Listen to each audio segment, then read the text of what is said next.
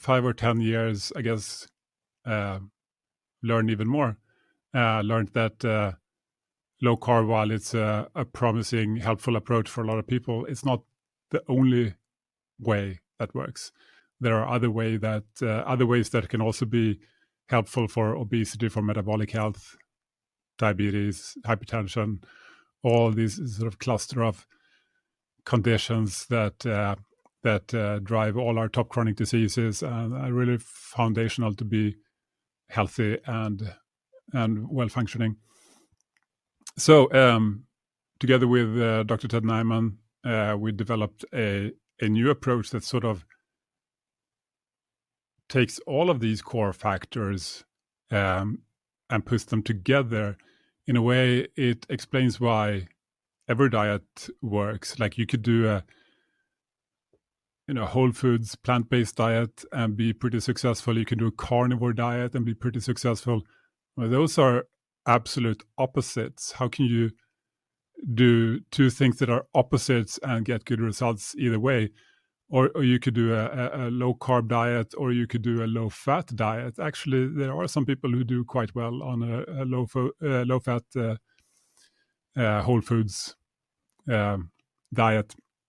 Again, how can you get good results doing the absolute opposite? Even people with diabetes can get good results sometimes from an extremely low fat diet.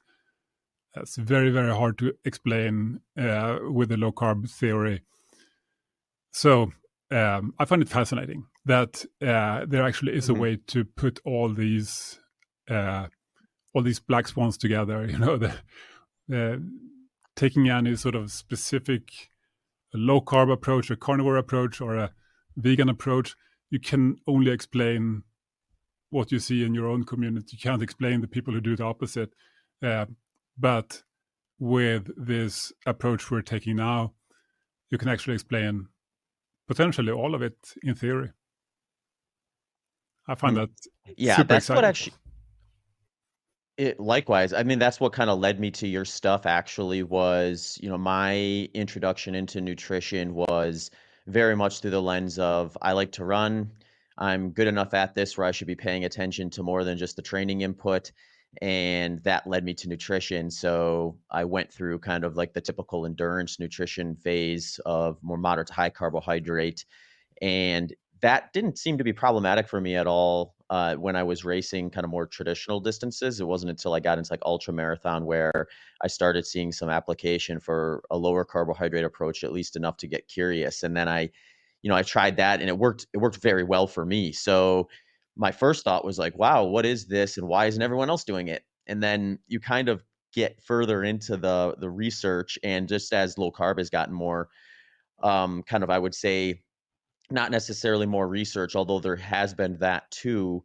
We also have this scenario where low carb ketogenic diets have been around for a long, long time, but what's changed throughout that timeline is the food environment and just the way people engage with everything essentially nowadays. So it's like, where's the application for this type of an approach in the grander scheme of things? And the first thing I kind of realized was there is no very specific way of eating that has even reasonably good adherence rates.